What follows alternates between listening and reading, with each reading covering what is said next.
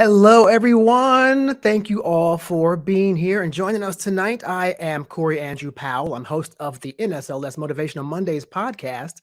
And again, thank you for joining us. Women's History Month is a time to recognize the amazing women who've impacted the world, past and present. But what I love is that it's also a great time for continued dialogue around important issues that affect women today. So, in our continuing effort to inspire change through conversation, we are excited to present Raising Our Voices, a Women's History Month conversation with Elissa Bassist. Now, this is a conversation I want to remind everyone you can join in. You can ask us questions. There's a comment box there. So Elissa and I will get to any of your questions as much as we can over the next hour. So please, if you hear something, you want us to talk about something, you have a question or a comment, please share it. So Elissa was a recent guest on Motivational Mondays, and she's a poignant essayist, humor writer, teacher, speaker, and editor of the Funny Woman column at the Rumpus, and her cultural commentaries have appeared in the New York Times, Marie Claire, NewYorker.com, NewYorkMag.com, Men's Health, and more. Girl, you've been busy. But tonight we're also going to talk about your wonderful book, Hysterical. So please, everyone, join me in welcoming Elissa Bassist to the broadcast. Elissa, how are you tonight? Welcome. Hi, I'm so happy to be here to talk about Women's History Month, the 1 month a year where we celebrate women. Well, listen, it could be worse. It could be Black History Month where you get fewer days. That's so true. I'm just saying, but we won't. But that's not the point tonight. We're talking about women. But no, your Motivational Mondays episode was really, really great. It resonated a lot with a lot of women, but younger women, which I love more, the Gen Zs. But I want to keep the conversation going. So to begin, I would love to jump in and discuss all the great work you do to encourage women to find their voice and to use their voice. So let's begin with your humor writing class. And we're going to put the QR code to the class so that people can check it out really on their own time as you speak about it. But please share a little bit about that class. So I have a bunch of humor writing classes coming up. One is on funny personal essays. Another is called Tragedy Plus Time, where we turn our tragedies into comedies, or at least more entertaining tragedies. I also teach how to write a tragicomic memoir, like my book, Hysterical, by Elissa Bassist. And then I teach short humor and satire writing.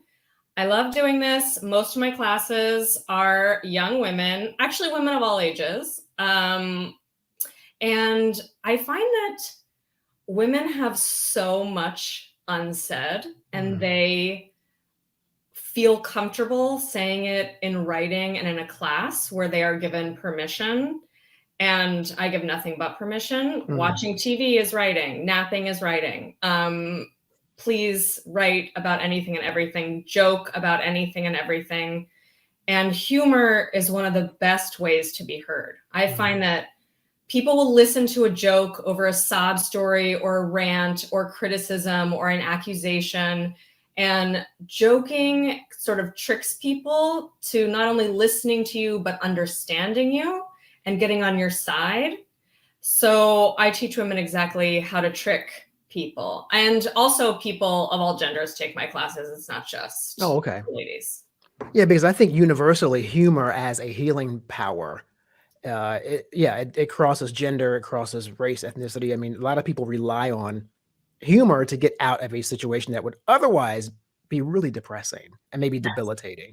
Yes, I think it really helps us process the worst things that have happened to us. It gives us distance, perspective, insight. Humor, jokes, they offer a way in to talk about the darkest topics when we can talk about what's absurd about them. And it feels very empowering to be able to express that stuff and to laugh, not about the traumatic experiences, but like what's surrounding the experience, perhaps how people react to that experience, the absurd injustice in that experience. Like, life is absurd. So much of what is happening right now is beyond comprehension, and it seems like fiction and a joke.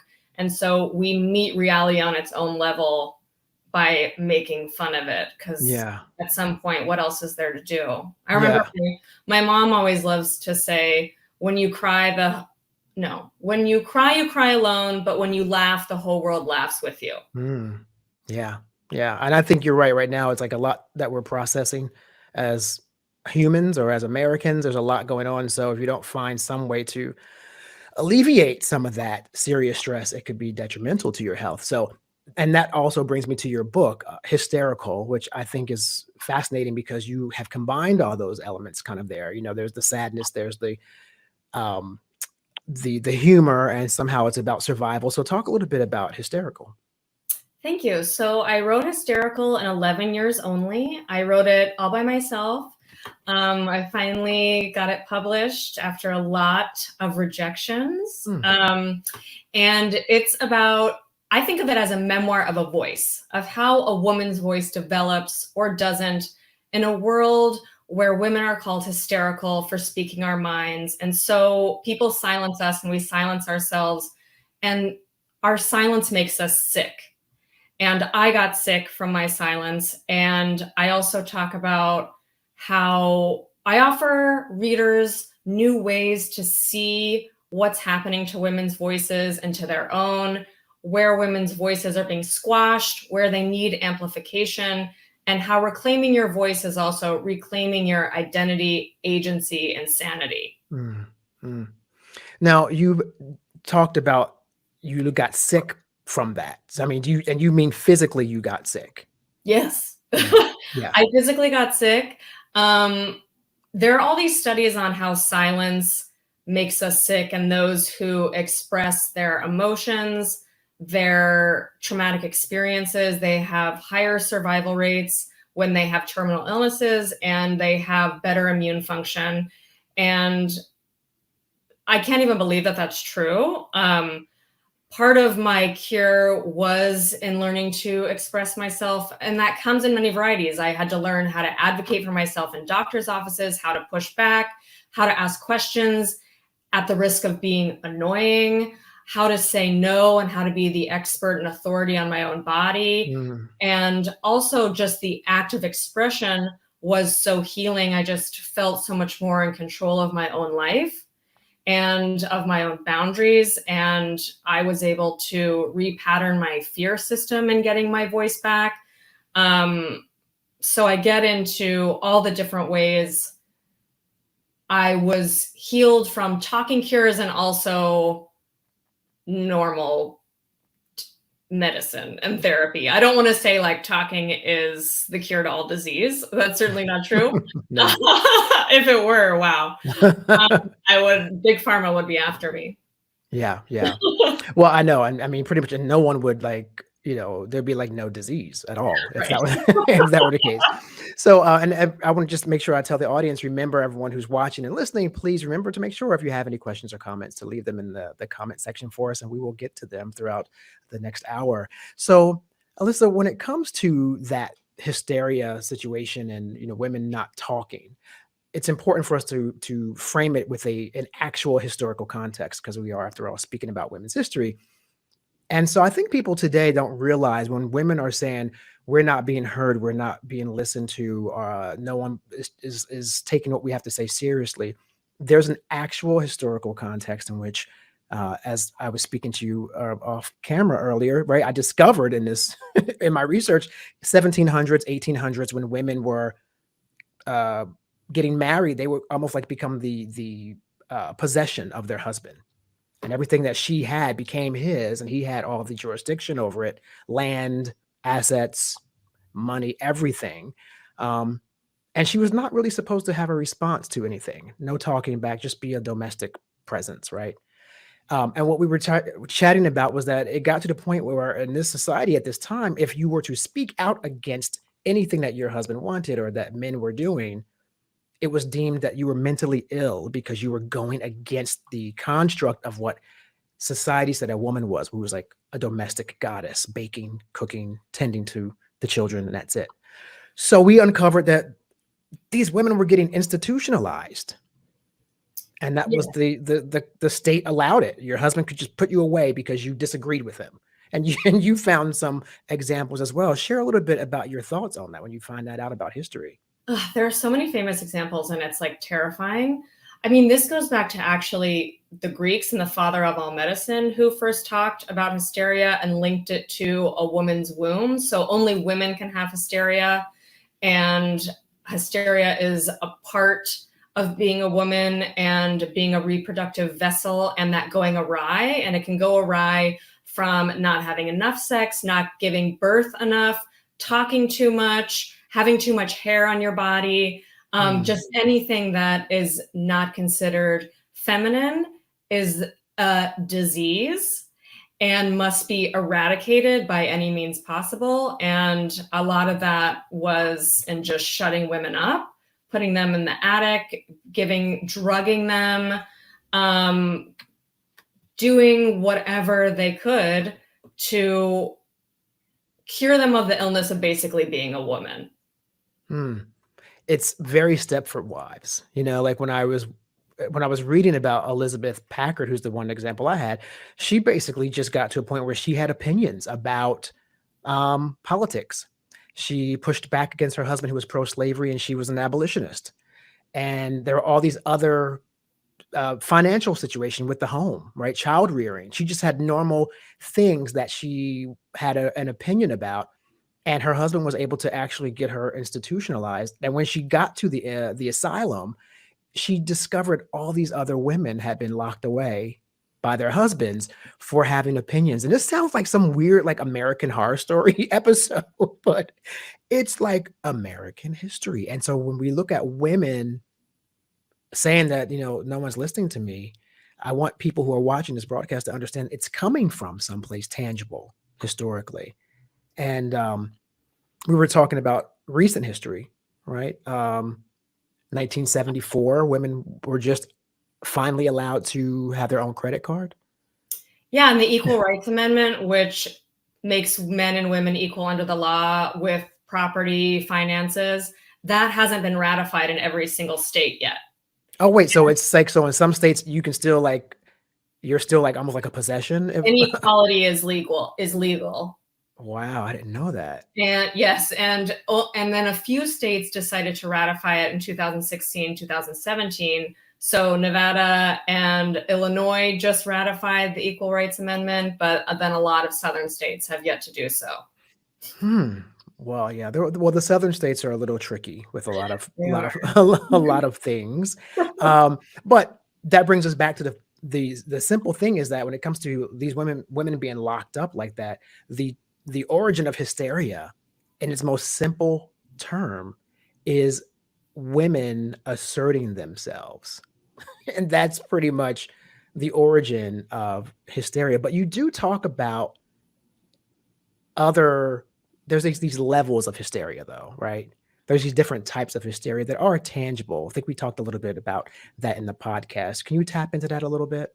Well, hysteria is so tricky because it has these terribly biased origins that we still see pop up today, where when women were afraid of Roe v. Wade being overturned, everyone accused us of being hysterical. Whenever we express an emotion or an opinion or criticism, we often catch a label for hysterical, which immediately dismisses what we have to say, says that anything rational we have to say is thereby irrational, emotional, and idiotic.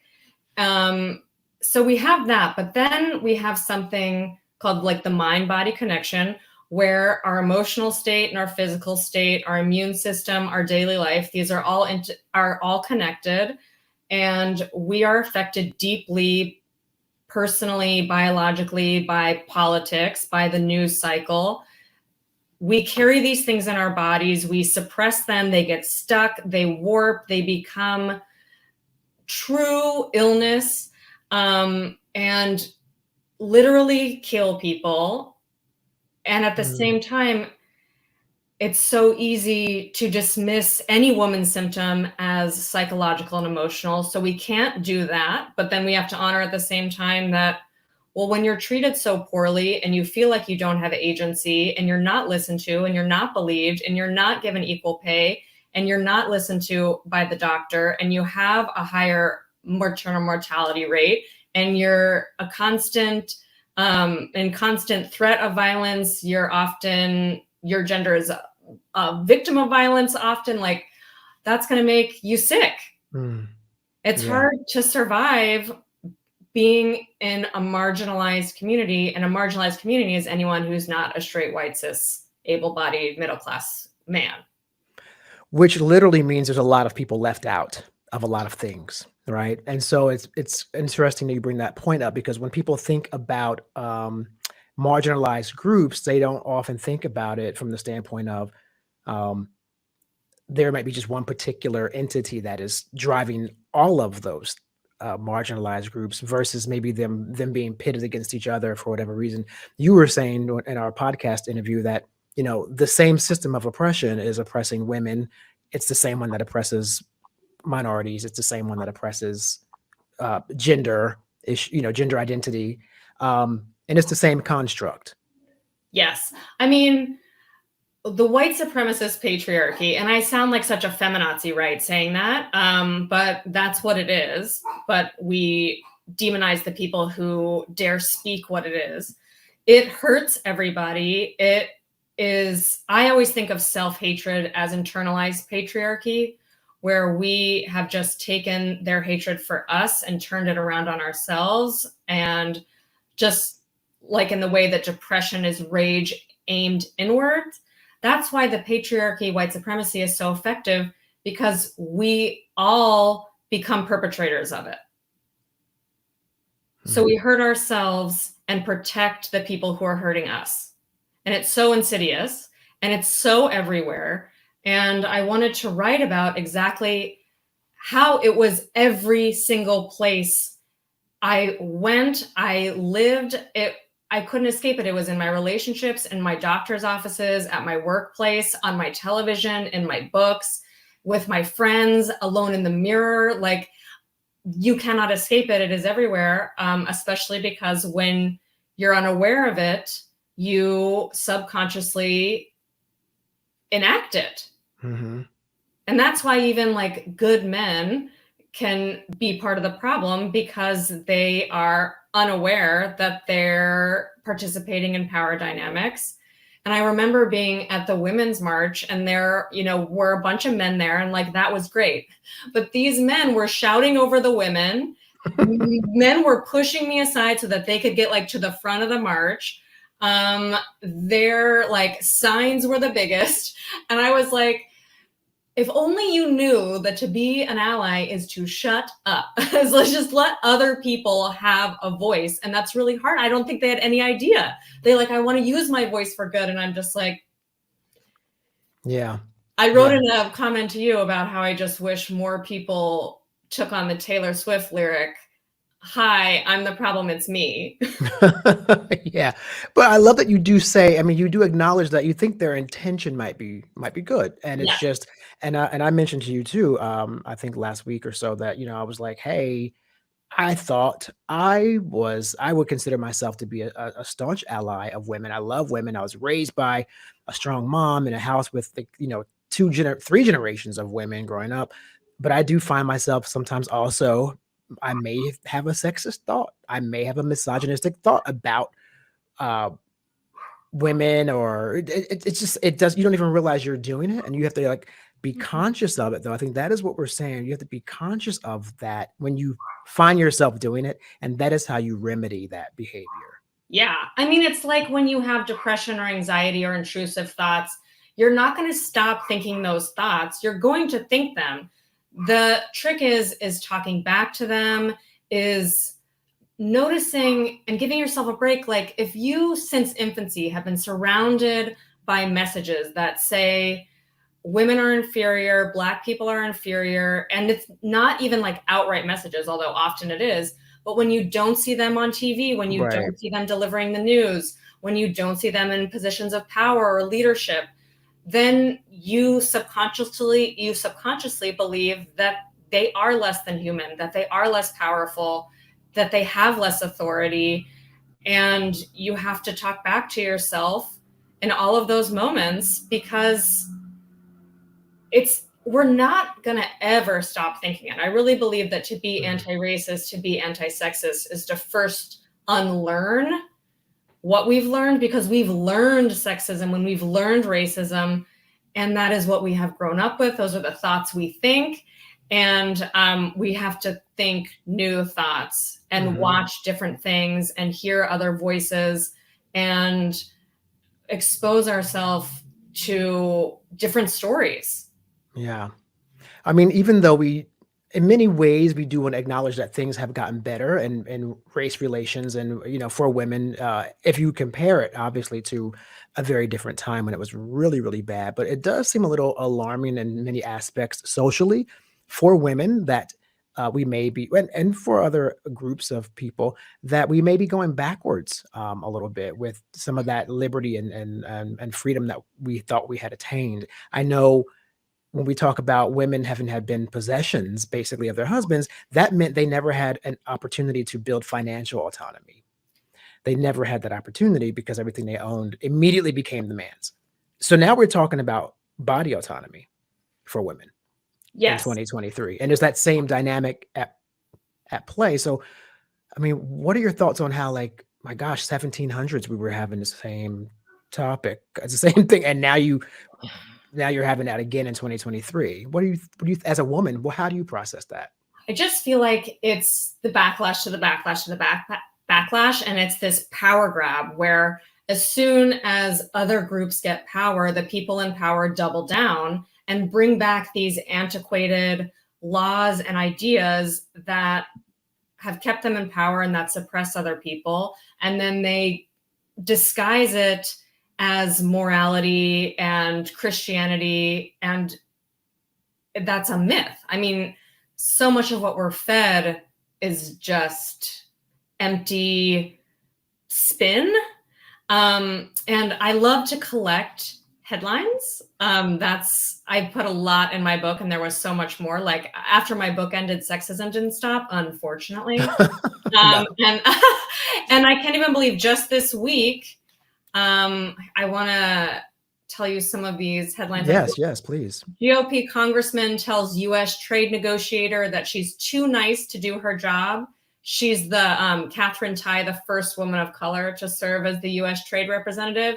He said she was too nice and had too nice of a smile. Florida bill would ban young girls from discussing periods in school. So they want to ban period talk. I mean, there was no period talk in the first place. But now they want to ban it. So girls would not be allowed to even discuss their menstrual cycles. Yes. And it's not like we were ever really allowed to do it. It was like socially illegal to discuss your period. Now they want to make it literally. Idaho hospital shuts down labor and delivery department over threat of abortion criminalization. So now we're seeing like actual facilities that give healthcare to women are shutting down in preparation to not get in trouble legally for helping women. 5 states, Texas, Kentucky, South Carolina, Oklahoma, and Arkansas are currently considering legislation to prosecute abortion as homicide. And there's already been a manslaughter conviction of a 21-year-old Oklahoma woman who suffered a miscarriage. Manslaughter conviction.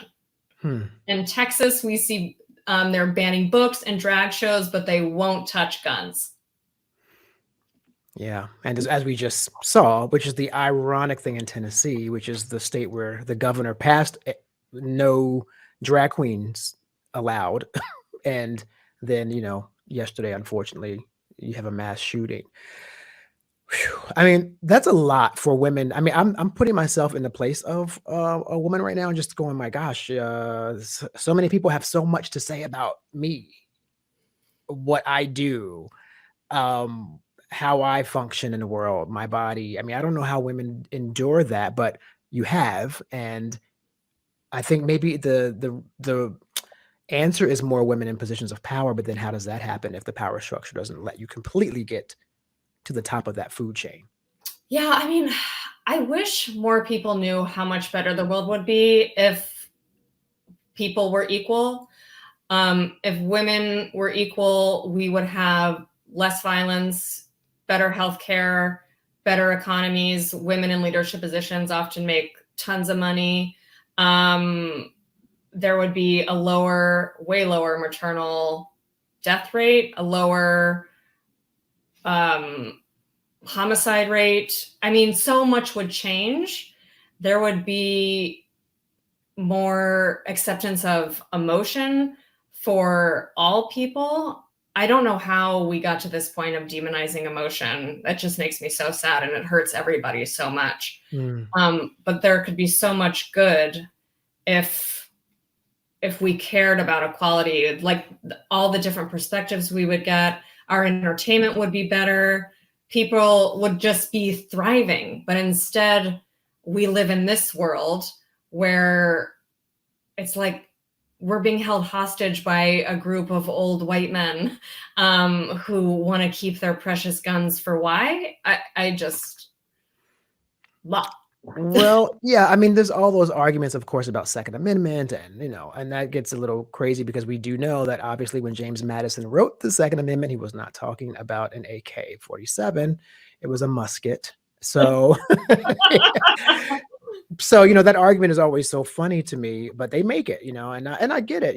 People have a right to bear arms, but it's a little scary when the arms are meant for a battlefield. So, I don't really know so much what the answer is really when it comes to how to resolve any of that. But I just think that it has to happen from a coalition of allies. I don't think women are able to do this on their own. It needs to be the men as well, as we were mentioning, around them being conscious of that. And one of the stories I love that you talked about is a conversation you had with Bill Murray. It's like one of my favorite stories with you. And I would love for you to talk a little bit about this very poignant conversation with Bill Murray and why it's an uncomfortable conversation for a lot of men, but why it was an important one to have. Yeah, so at that time in my life, I loved to explain rape culture. It was like it was like self-sabotage, but also it was an honest response to the question of like, what do you write? And that's what I was working on. That's what I was thinking about. That's what I was living in. So I would tell people, like, on dates, I couldn't stop myself from explaining rape culture. Did not go over well ever. No. But then I tried it on Bill Murray, and he was so receptive. And I was like, oh, if only I got this sort of reaction every time I tried to have this conversation. And his reaction was interest. He asked questions. What is that? How am I a part of it? He was listening to me. He was believing what I said as an authority on the matter, wasn't second guessing me, wasn't calling me a liar, wasn't telling me I was crazy, was just like, I didn't know. And I wasn't like, how nice that you didn't have to know your whole life. Like, I wasn't being mean about it. Right. But you're right, though. He didn't. I mean, you're right. That's a privilege, right? That you didn't have to concern yourself with rape culture the way women do. So, yeah. So explain, share a bit what that is and how he received it, the conversation. Well, to him, I started, with a softball where I was just saying, in your films, you're always the leading man, the protagonist, the most interesting character, dynamic, charismatic. You have interesting jobs, you have power, you have prestige, you have sex appeal. And then what are all the women doing? And he's like, took him a second. He's like, well, yeah, they're my love interest. And I was like, yeah, man. They're always your girlfriend or your mommy or your wife, and someone you're pursuing, someone who is taking care of you or rejecting you or spurring you to action, making you more interesting. That was like so often the case. And, he took that really well. And well, he can't argue it because we see the movies. It's like we can go watch the films. You're right. Yeah. So I was like, that's like what we're seeing day in and day out. We're always seeing men in power and women as supporting characters, if we see them at all. They have very few lines of dialogue. They have very few backstories besides like a traumatic one. We then see how this translates in the real world, where there are very few women in positions of power. I just read today that there are more CEOs named John in America than there are CEOs who are women. So not just men, the actual name John. Yes. Then there are women. That's a very funny statistic, but wow, that's crazy. So rape culture is when you live in a place that normalizes dehumanizing women either by making them sex objects or empty vessels or victims of violence. And you see this so much that you then replicate it, reproduce it in your own life, where we then see how women aren't real people. Like in medicine, the human body is the male body, and the female body is considered abnormal. And we prescribe drug dosages based on the average male body. So women are often over medicated, and it's very dangerous. And that's just one example. And we see an astronomical percentage of women who are murdered for being women because they told men no, and men are not used to hearing women say no. Women who are dying every day because they're not listened to in doctor's offices, so they're dying giving birth. So it has this like far-reaching implication where then women live with this constant fear of violence, even if no one ever hurts them. But because we are shown as non-people who are sex objects or disposable, then we internalize that, we feel that, we hate ourselves, we don't value ourselves, we don't believe we deserve to live, we don't believe we deserve respect, and then everyone else feels the same way. Right. So you internalize it, and you internalize it, and then in fact you then sort of present that to the world that you are secondary, because you've accepted this thing that's been programmed into you. Yeah. Wow. So it's not often, rape culture is not often overt graphic violence. It's like self-violence. It's this violence of identity where you are just like a fractured human. That's how you see yourself. That's how other people see you, and you're treated accordingly, and you treat yourself accordingly. Wow. And it's messed up. Yeah. Yeah. That doesn't seem, I mean, and I think there's some different degrees of that. Some people may just go through in general, anyone who's ever been sort of othered, we call it. If you've ever been othered, and that transcends, of course, gender. That could be minorities. That can be people who have just felt like they were sort of checking a different box other than everyone else in society. So listen, we've got some great questions coming through, and I'd love to jump in and see what some of our audience participants would like to know.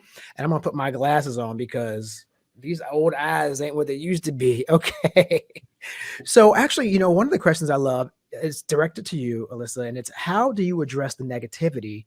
Well, let me first say who it's from. It's from Stephanie from YouTube, who actually asked this question. And she says, how do you address the negativity that surrounds feminine traits and qualities? It seems that so often we hear feminine terms applied to males as a derogatory manner.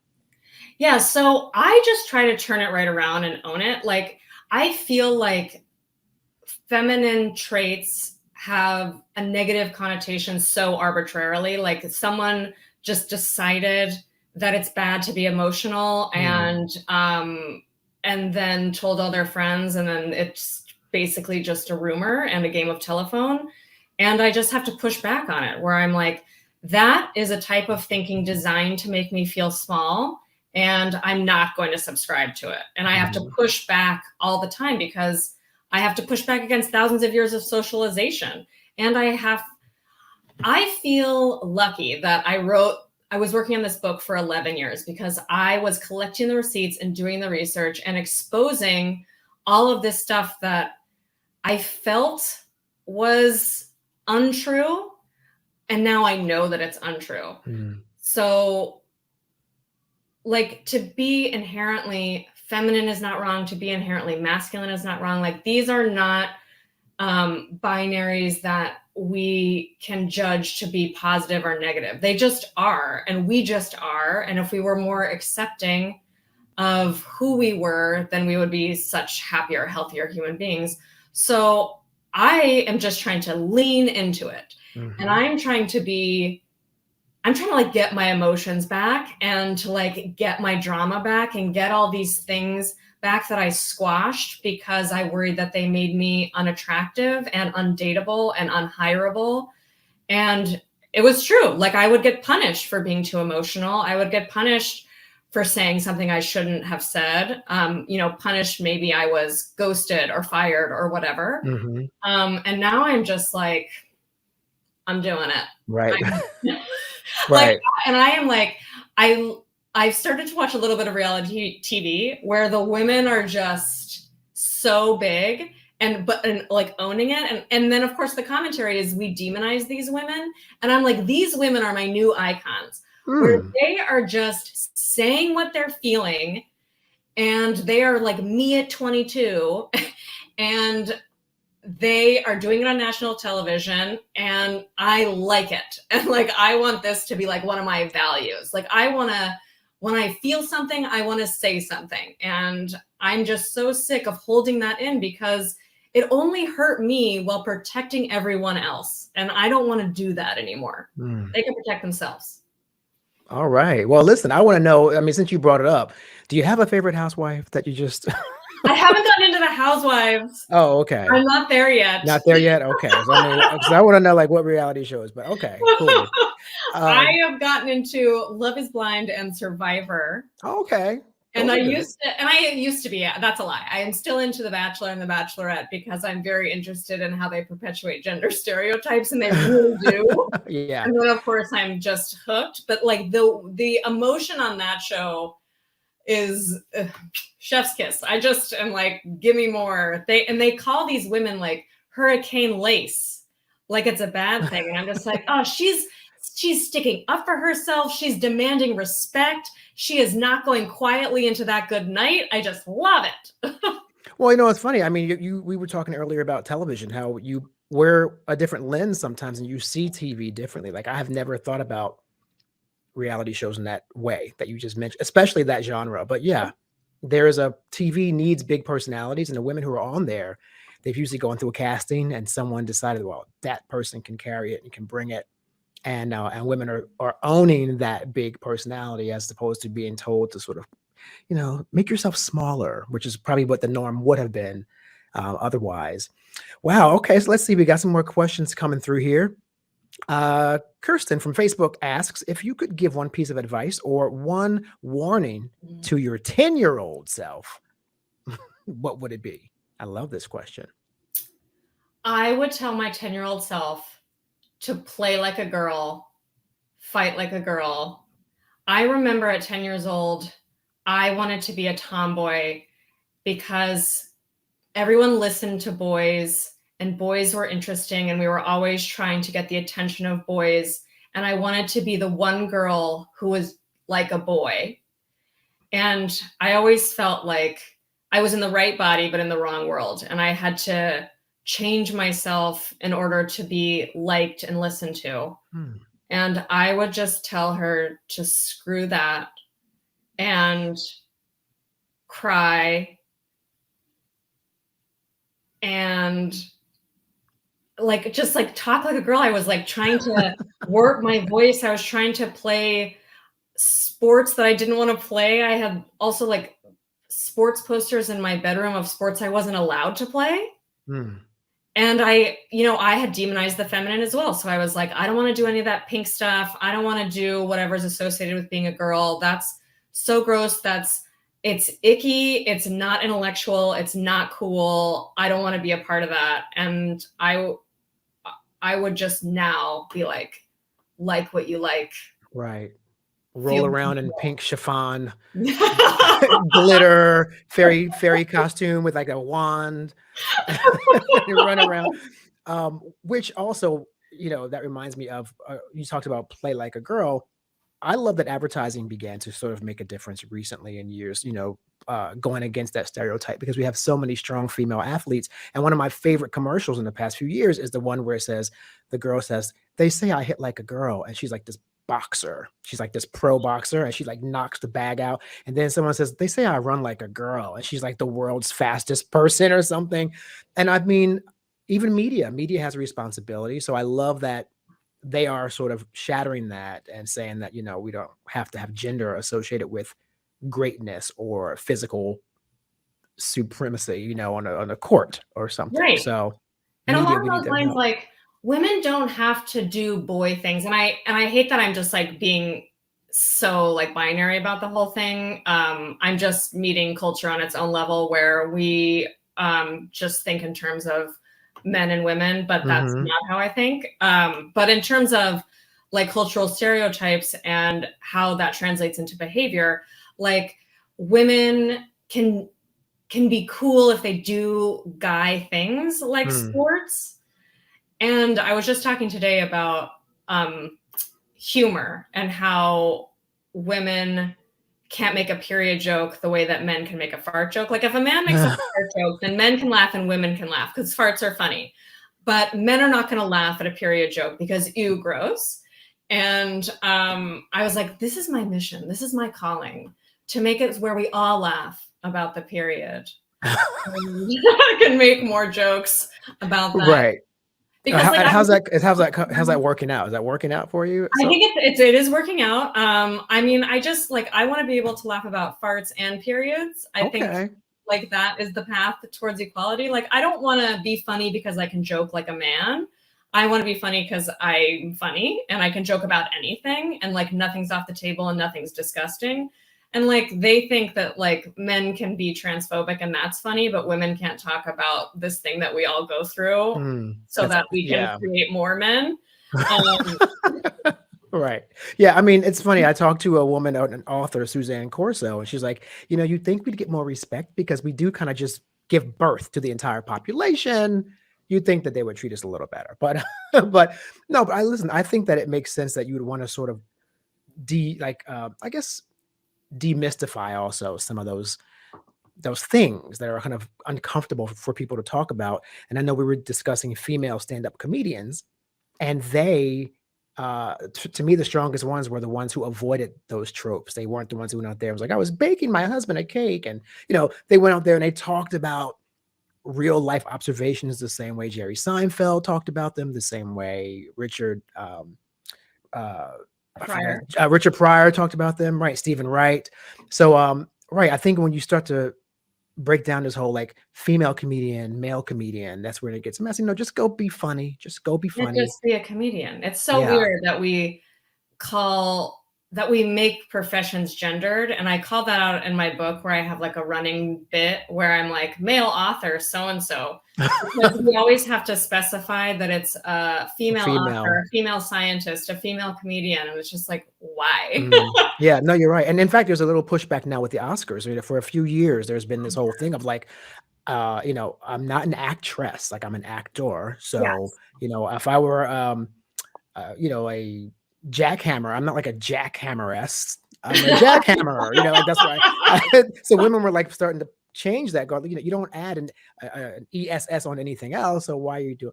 But anyway, I guess, we could go on forever with that. I do love that we have a question from a gentleman, Frank from YouTube asks, have you seen, I guess your opinion, improvements in women's rights? Like, where do you think we are now comparatively?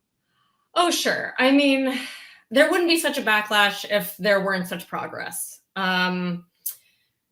So that's cool. And I'm definitely seeing, there are more women in power than ever before. And also like taking on leadership roles and speaking their minds, and we're listening, we're paying attention, but it's just not enough. And I never want to get complacent, and I never want to say like, we've done it, we're there, because we're so not. And even with the progress we've made, there's still, it's actually not a lot. It's not as much as we would need it to be. And like a little bit of progress, it's never enough. We have to work so much harder all day, every day, all of us, every single one of us, to get closer to equality in terms of like ratios and just basic human respect, and how and who we listen to, who we give the benefit of the doubt to, who we don't threaten, who we don't hate, who we don't talk about in demeaning, derogatory terms. So yeah, I never want to discount the progress, but the conversation is it's fine to talk about all the problems too, because that's Yeah, how because we're not fully there where we want to be. None of us are with what true equality would be. So yeah, it's a balance of saying, yes, we've overcome a lot and we are doing better. You're no longer your husband's property, thank goodness. And I know years ago that you had the wedding vows where it used to say love, honor, and obey my husband. And his would say cherish my wife. And so even that was a thing, was like, women were like, no, you got to take that part out. I can't, we're not doing that. So I yeah. remember just a different society altogether, going back just a few decades, actually. Yeah, I mean, weddings are still so interesting to me, like where we still have, traditionally the father gives away the daughter to the husband. I think that's still weird. I wish they would say, like, you may now kiss each other, but we Oh, you got may now kiss the bride. I never thought. See, again, that's a lens that I don't think that seems so subtle. it's so small and it's so common as to be invisible, these things. And it's also like, why must we get married to have tax breaks? Like, it's so there are like a lot of articles about how much more expensive it is to be a single woman, because your rent is twice as much and you're dealing with the pay gap and the wealth gap and the pink tax and the stigma, and you don't get these tax breaks. And then you also, on top of it, have to die alone or get to die alone, whatever your pleasure. So there's just it's a lot. There's a lot to do. Yeah, no, always work to do, of course, of course. Faith Joy would like to go back to a little bit of a thing you tapped into about women and medication. And Faith Joy, she asks, why is it so that women are over medicated? Can you elaborate a bit more on that? Oh, where do I begin? Whew. Okay, well, when women are sick, a lot of times they're overdiagnosed as stressed or anxious. So they're given anti-anxiety medication for that, when the problem may be that, but it's often a lot of other things. But this medication quiets the woman with the problem, but does nothing to address the problem. So that's still a big thing, because we still just associate a woman's sickness with her emotions, and we don't believe in her pain like she does. Then I talked about earlier how a lot of drug dosages are based on the average white male body, and often women are not included in equal numbers in research trials, drug trials. We're not included in different phases, in the different cycles of our period. And so a drug hits us differently at all different phases in our cycle. Oh, because there's a whole hormonal change that's occurring. So it's Yeah. not there's not a consistency in the body at that time. And we're on different hormone cycles. So men are on the 24-hour hormonal cycle, and we're on a 28-day hormonal cycle. So everything's calibrated to the male hormonal cycle. Like when we're talking about office temperature, when we're talking about Xanax, it's all based on that. And that doesn't take into account women's fluctuating bodies. And that is why women are often discounted, because of that fluctuation, that mysterious, unknowable self, but it's not true. So that's that. I'm trying to think why else we're over medicated. I mean, well, that's quite a bit. I mean, yeah. I mean, that's a lot of reasoning. I think like we want to be over medicated too. Like, it's a tough life. We're in a lot of pain. We experience more chronic pain, more mysterious undiagnosed pain. We get the majority of the autoimmune disorders because when your body doesn't get pregnant, it attacks itself. Really? Yes, and many autoimmune disorders will disappear when you're pregnant, but then come back. Wow, I had no idea. Yes, it's so terrible. I mean, that's the whole thing too. I think there's a whole women's bodies are just a very, like you just said, it's funny how like the male body is the one that's like the norm, and the woman's body is the one that's sort of the abnormal. But that's, I think, something that it's miraculous to me, women's body. I mean, to be able to actually grow a human and produce, I mean, everyone that you see walking around for the most part was birthed by a human. And I just think that's fascinating. And so for me, it would make more sense that let's make the the prototype, the main prototype, let's make it the woman, because that body can withstand everything. It's like a I very different. know. You would think it would be that kind of approach to it, but it definitely seems to be a little different. But well, listen, Shelly, let's see from yes. So Shelly from YouTube asks, if you encounter women who are not supportive of other women, how do you approach this negativity that helps actually marginalize women? It actually perpetuates it. I mean, how do you deal with other women who are negative against other women? I burn them at the stake. No question. I mean, that's a really tough one because women hate women too. Like the woman who burned down Oklahoma, I want to say their only abortion facility, that was a woman. She burned that down to the ground. And we see a lot of 53% of white women voted for Trump and continue to support MAGA and all of that. So what do I do when I encounter that?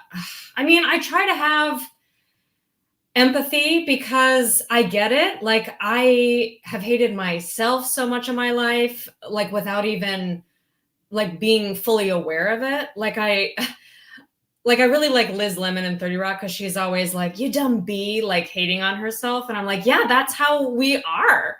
And I hate Alexa. I need to whisper her name because she will hear me talk.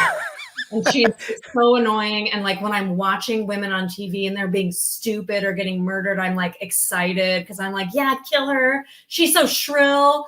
And so wait, so you're like almost like, so you're I am one of those women who hates other women is what I'm saying. I'm coming out and saying that. No, I get it. I get that hatred. So I can totally empathize with that feeling, but I'm not going to try to convince anybody and talk them out of their hatred because that's just going to be a losing battle. I'm learning as a writer and as a teacher that I want to talk and write for my fans and not my critics and my haters, because I'm never going to be able to convince them of anything. Right. And I would rather reach the people who I can reach and focus my time and energy there and be supportive of them and do whatever I can for them and hope that, by example, maybe a woman turns around and is different. Like maybe she wakes up in 20 years. Like we've all had these wake up moments where we're like, I am the problem. It's me. Hi. So that's what I would say. Mm-hmm. Well, listen, we are going to, before we finish up with a couple more questions, as we are getting to the end of the broadcast, I do want to share with everyone the Motivational Mondays episode that you and I did. So we're going to put that up on the screen, hopefully, and have the QR code there. They can check that out and they can listen to more of that conversation that we had. There's a lot of other nuggets that you dropped, nuggets of wisdom that you dropped in that conversation that I really enjoyed. But I will continue with a couple questions. I love this one from Lucas, or H. Lucas, that says they want a little bit more, if you have a little specifics, and you may have talked about this, but why is it more expensive for a single female to live alone versus a male living alone? You did mention a few things, but is there anything other tangible things, or this just sort of like societal things that have been made up? Well, we buy more wine. We buy more white wine.